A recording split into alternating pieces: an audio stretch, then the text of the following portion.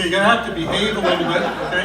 I want to thank everybody, especially our singer here tonight. Thought you were wonderful. Good job. But before I begin, I want to sort of present kind of a picture of the changes that are taking place. And I'm going to be talking about change in the community because there are a lot of things happening, a lot of demands of municipalities, things that are making us move in different directions we've never seen before. The first thing I think is, first of all, to talk about the city across the community and what is happening. And what is happening is we have a great city.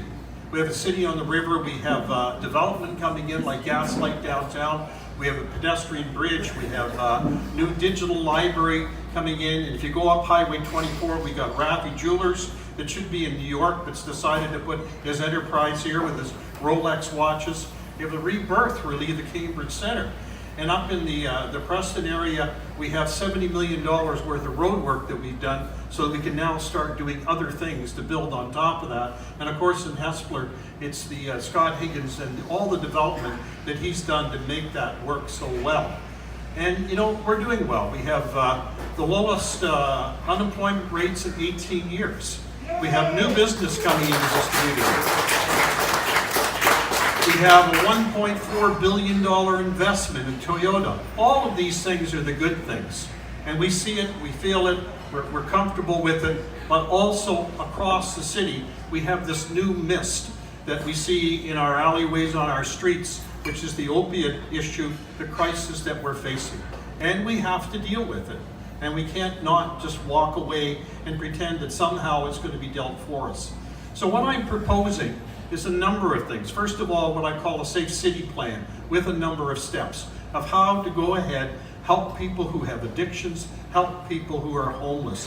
And we have to face that new social tsunami that has hit us in the last year and a half. And we're going to do that.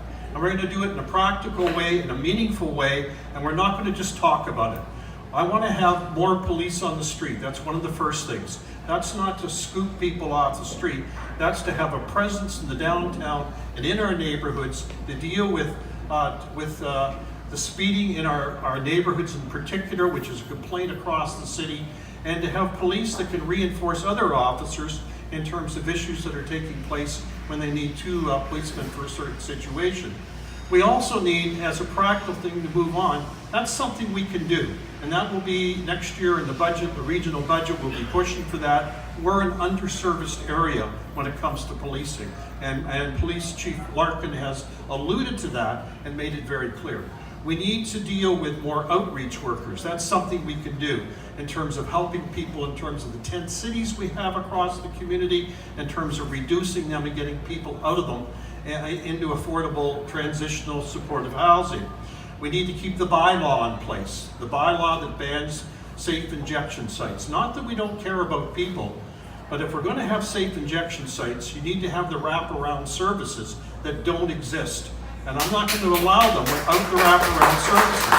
I think that's really important. I think the other thing too is the fact that as we go on in all of this, we have the bridges downtown, which has become the target of everything that's wrong, and it's not. We have people there that are supporting these people, that are homeless, that need our help, and we have to find a better home for them.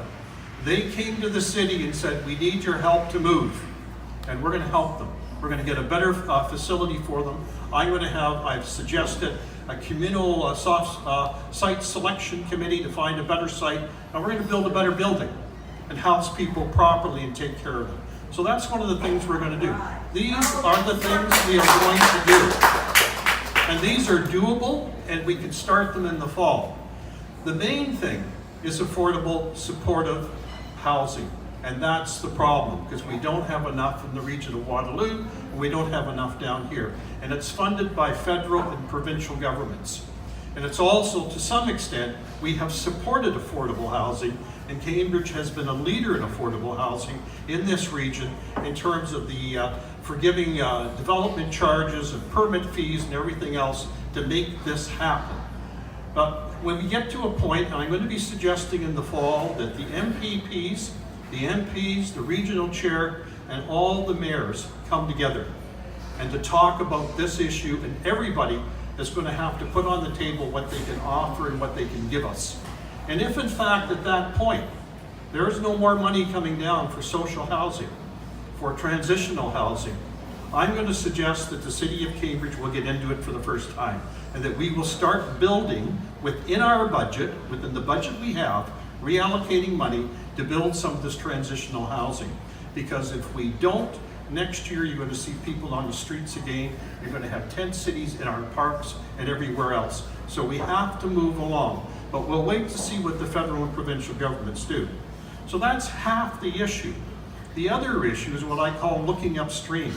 We have young people that are coming along in our community, 12 years of age, 14 years of age, and what we want to do is to make sure that they don't fall into the same traps of addictions with alcohol, tobacco, and especially drugs. Now, how do we do it? We reinforce our 9 neighborhood associations. We're blessed in Cambridge for 30 years of having neighborhood associations. These are associations on the ground that in fact work with the community. We need to support them more, and we need to look at what we call the Icelandic model that has been used, that has been very effective in moving children and youth away from drugs and all of the addictions. So that's the second part. It's not about just today. It's about the future and the future of our community. And that is really, I think, one of the most important points that we can make. I've already asked staff to investigate the Icelandic model, to see what components we can use, and to look in terms of our neighborhood associations and enhancing them with the funding they need to keep youth more engaged, more involved. So we're doing that. That's the second part. And when you talk about security in the community, we have to talk about our hospital. Now that's been in the news lately because it's a mess. It has been, and we have waited as a community for 15 years for a new hospital. Grand River and St. Mary's were built back in the early 2000s. And here we still wait. And we're 2 years behind schedule, and I have talked directly to the Minister of Health and said to her, you have to step in.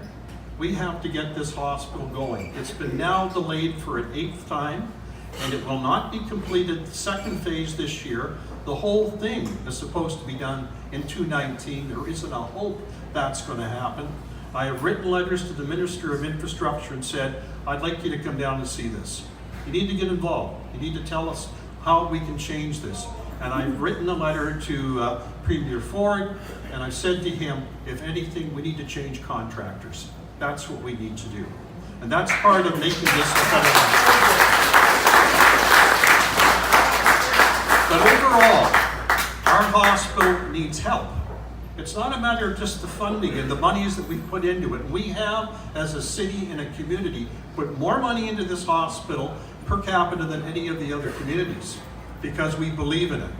One of the things that they're having difficulty with, and this is about changing things and how municipalities are now being reshaped, they need our help in terms of the year-to-year money and allotments that they need for medical equipment because they don't get funded by the province. They have a $16 million ask over the next 3 years. They can't meet that. So when I talk about MRI machines and CT scanners and all of that, that's what I'm talking about. Machines today in terms of the hospitals are expensive and they need to be in fact replaced, and the volunteer groups can't do it on their own. There's fatigue in the community in terms of donations and in terms of volunteers. And so what I am suggesting and what I'm publicly going to support is a 1% dedication of the budget from City Hall, which amounts to about $900,000. And that 1% is there every year, so that every year when that budget increases a bit, the dollars increase. And there's a sustainable amount of money that will be given to the hospital to deal with the equipment they need to keep the hospital running, because all of us here today are connected to the hospital in one way or another, whether it's ourselves, our friends, our relatives, whoever it may be. We're all connected, and we have to support the hospital. And for me, this is a major campaign with regards to getting the hospital open and across the line, and secondly, getting the hospital supported by the extra monies it needs for hospital equipment. The third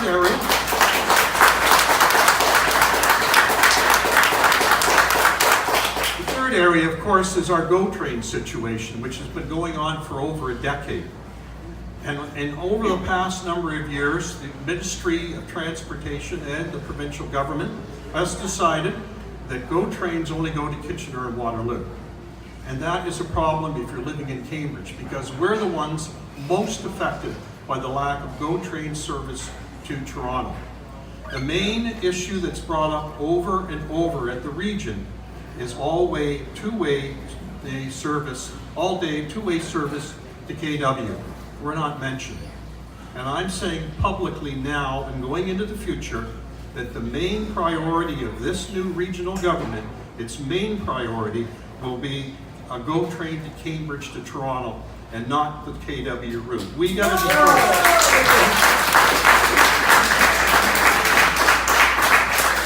I have great hope for this because we have a new government.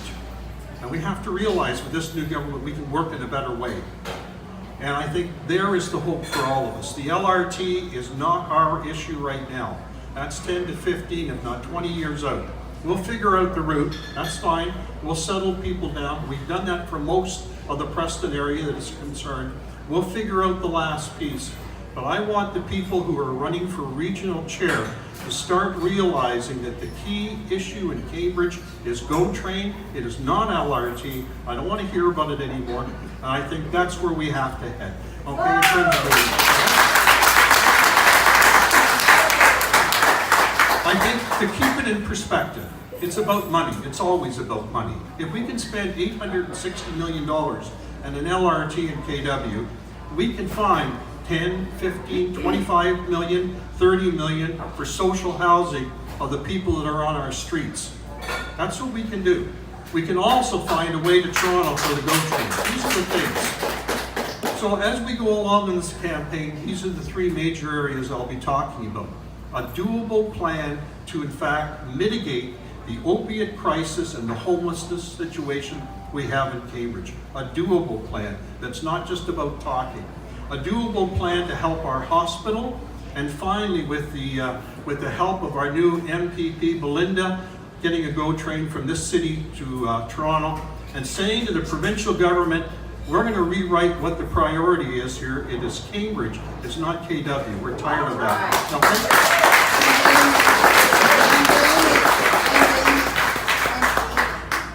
And Amy too. I know them both. They're a little younger than me.